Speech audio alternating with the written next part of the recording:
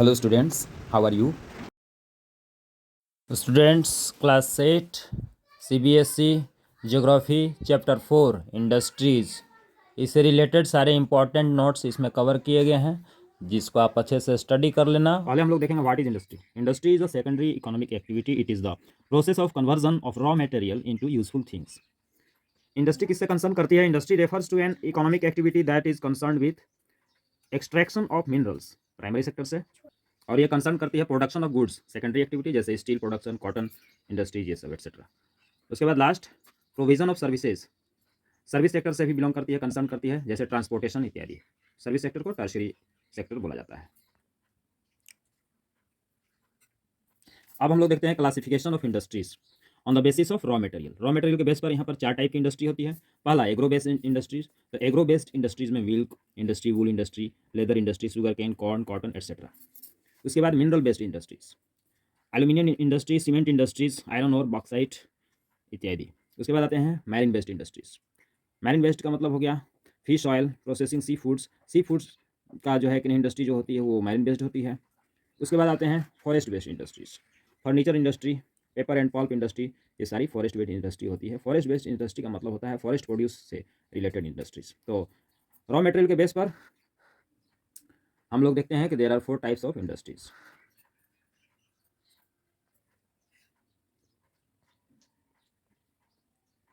अब हम लोग क्या देखेंगे? On the basis of ownership, मालिकाना हक। इंडस्ट्री के स्वामित्व के आधार पर हम लोग देखेंगे कितने टाइप की होती है इंडस्ट्रीज। तो यहाँ भी 4 टाइप की इंडस्ट्री होती है। पहला होता है पब्लिक सेक्टर, यानी सरकारी इंडस्ट्री। एग्जाम्पल इसका यहाँ पर है,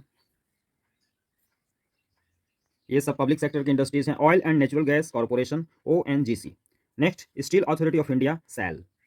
नेक्स्ट रेलवेज। उसके बाद भारत हैवी इलेक्ट्रिकल्स लिमिटेड, भेल। Coal India limited, CIL।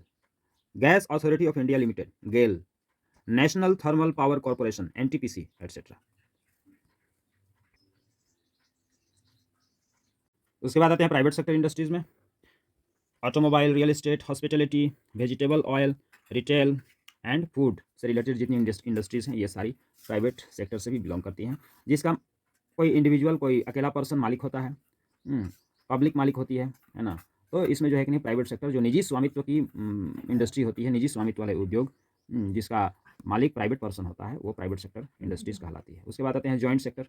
Joint venture के इंडस्ट्रीज में क्या होता है कि गवर्नमेंट और प्राइवेट दोनों का शेयर होता है, पार्टनरशिप होती है, जो आपको क्लास में समझाया जा चुका है। इसका एग्जांपल है मारुति उद्योग लिमिटेड। ये सारा जो है जॉइंट सेक्टर की इंडस्ट्रीज है। ऑनरशिप के बेस पर 4th नंबर कैटेगरी जो होती है कोऑपरेटिव सेक्टर इंडस्ट्रीज होती है। Indian coffee house, Amul, Indian farmers fertiliser cooperative limited, Karnataka milk federation, ये सब एग्जाम्पल है कोऑपरेटिव सेक्टर इंडस्ट्रीज का। अब आते हैं on the basis of scale of production and size. यहाँ पर 3 टाइप की होती है इंडस्ट्रीज। पहला क्या होता है? लार्ज स्केल इंडस्ट्रीज, जिसमें आ जाता है iron and steel, fertilisers, cotton textiles, information technologies से रिलेटेड इंडस्ट्रीज, ऑटोमोबाइल इंडस्ट्रीज, ये सारे लार्ज स्केल इंडस्ट्रीज के एग्जाम्पल हैं। उसके बाद आते हैं small scale industries.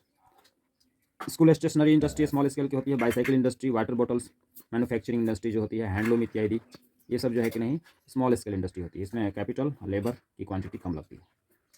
Third type जो होती है वो कॉटेज एंड विलेज इंडस्ट्रीज होती है, कुटीर उद्योग जिसको बोलते हैं। पॉटरी, मिट्टी के बर्तन वगैरह बनाना, सेरामिक्स, शॉल बनाना, shawl making, carpet, carpentry, smithy, लोहार का काम, बास्केट वीविंग एटसेट्रा। जो फैक्टर्स अफेक्ट करते हैं लोकेशन ऑफ इंडस्ट्रीज को, कौन कौन प्रभावित करते हैं इंडस्ट्री को? Land, capital, raw material, labour, power, transport and market. Industrial system में क्या क्या कंसिस्ट करता है? Inputs, process, outputs. इनपुट में क्या क्या लग सकता है? Raw material, labour, capital, infrastructure. Process में क्या होता है? Conversion of raw material into final products, जो हमारे लिए यूजफुल होता है। हम लोग जो है कि नहीं मॉडिफाई करते हैं प्रोडक्ट में, रॉ मटेरियल में, और मॉडिफाई करके अपने यूज़ के लायक चीज़ें बना लेते हैं। Outputs, finished final products. Output में होता है कि हमारा प्रोडक्ट बनकर के तैयार हो जाता है, फिनिश हो जाता है। अब देखते हैं गवर्नमेंट इंकरेज कैसे करती है इंडस्ट्री को, आगे कैसे बढ़ाती है, क्या क्या फैसिलिटी देती है, छूट देती है, क्या क्या कंसेशन देती है। सब्सिडाइज्ड पावर, इलेक्ट्रिसिटी में एनर्जी सेक्टर से वो जो है कि नहीं छूट देती है। Lower transport costs, other infrastructures, सामानों की ढुलाई में जो है कि नहीं छूट देती है। और बाकी कुछ सुविधाएं भी प्रदान करती है ताकि इंडस्ट्री का ग्रोथ हो सके। दुनिया में इंडस्ट्रियल रीजन्स, इंडस्ट्रियल बेल्ट कहाँ कहाँ पर हैं? North America, western and central Europe, eastern Europe and eastern Asia. Then हम लोग अपने भारत में आते हैं। भारत में इंडस्ट्रियल रीजन्स कहाँ कहाँ हैं? गुड़गांव, छोटा नागपुर, विशाखापत्तनम। विशाखापत्तनम में Guntur belt, Hooghly region etcetera. अब इंडस्ट्रियल डिजास्टर से बचने का तरीका, जो औद्योगिक आपदाएं आती हैं, खतरे होते हैं, जो औद्योगिक दुर्घटनाएं होती हैं, एक्सीडेंट्स हो जाते हैं, उसके लिए रिस्क रिडक्शन मेजर्स करेंगे। रिस्क रिडक्शन मैनेजमेंट में क्या क्या पॉइंट्स हैं? पहला पॉइंट होता है अवे फ्रॉम रेजिडेंशियल एरियाज, रिहायशी इलाकों से जहां लोग रहते हैं वहां से दूर फैक्ट्री को बसाना, इंडस्ट्री को दूर ले जाना। उसके बाद limit storage capacity of dangerous goods, जो इन्फ्लेमेबल विस्फोटक पदार्थ होते हैं उनका स्टोरेज का जो है कि नहीं लिमिट करना।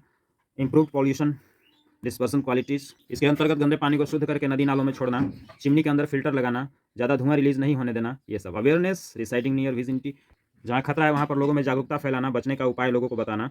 उसके बाद fire warning and fire fighting system should be improved. Fire warning यानी अलार्म सिस्टम, जागरूकता सिस्टम, ऐसी व्यवस्था लागू करना। और जो है कि नहीं आग बुझाने के लिए अग्निशमक, फायर एक्सटिंग्विशर इत्यादि यंत्र जो है कि नहीं उन मशीनों को अपने यहाँ रखना, ये सारी फैसिलिटी जरूरी है। Distribution of major industries, Jamshedpur India में टाटा है, पिट्सबर्ग यूएसए में आयरन एंड स्टील इंडस्ट्री का एग्जाम्पल हो गया। टेक्सटाइल या कॉटन इंडस्ट्री अहमदाबाद में इंडिया में है, ओसाका जापान में है। मैन्युफैक्चरिंग ऑफ स्टील, स्टील कैसे बनता है? कोल प्लस आयरन प्लस लाइमस्टोन, कोयला आयरन लाइमस्टोन, उसके बाद प्रोडक्शन होता है स्टील का। स्टील प्रोडक्शन में ये सब्सटेंसेस लगते हैं, यूज़ होते हैं। अब आते हैं locational advantages to establish cotton textile industry in India. Cotton या टेक्सटाइल इंडस्ट्री को स्थापित करने में भारत में क्या विशेषताएं थी जो स्थानीय स्तर पर मिली?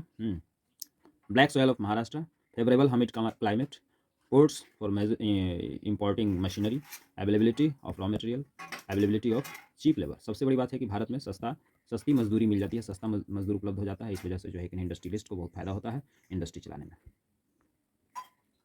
ये नोट्स यहीं पर कंप्लीट हो जाते हैं। अब कुछ पॉइंट्स हैं जो है कि नहीं, इसको भी आप लोग देख लीजिएगा, ये नहीं है आपके ये में डिलीटेड है। इन्फॉर्मेशन टेक्नोलॉजी डिलीटेड हो सकता है लेकिन बट ये इंपॉर्टेंट है। Textile word derived from the Latin word texere which means to weave, ये बहुत इंपॉर्टेंट है, एमसीक्यूज टाइप क्वेश्चन में आ जाता है। स्मेल्टिंग, गलाने का काम जो होता है, लोहा गलाने का काम, इसमें देखते हैं। Smelting is the process in which metals are extracted from their ores by heating beyond the melting point, यानी ओर्स से हम लोग मेटल निकालने का काम स्मेल्टिंग के प्रोसेस के थ्रू करते हैं। फीडर इंडस्ट्री क्या है? What is feeder industry? Feeder industry is the industry of which products are used as raw materials in other industries, for example iron and steel industries.